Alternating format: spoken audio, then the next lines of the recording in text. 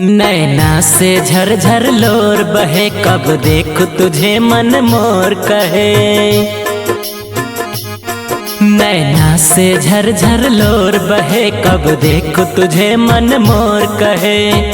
सुबह शाम जपूं तेरा नाम, मदन मोहन खाटू श्याम, मदन मोहन खाटू श्याम।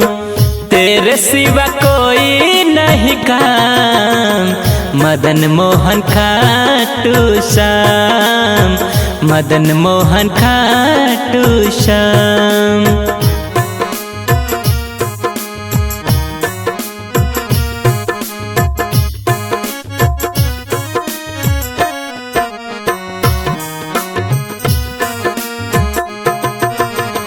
श्रद्धा है मन में प्रभु पास कब बुलाओगे, कोमल चरण के कब दर्शन कराओगे।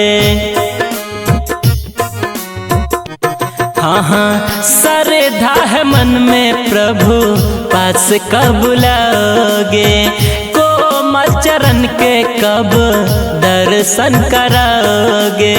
स्वर्ग से सुंदर तेरा धाम, मदन मोहन खाटू श्याम, मदन मोहन खाटू श्याम। सुबह शाम जपूं तेरा नाम, मदन मोहन खाटू श्याम, मदन मोहन खाटू श्याम।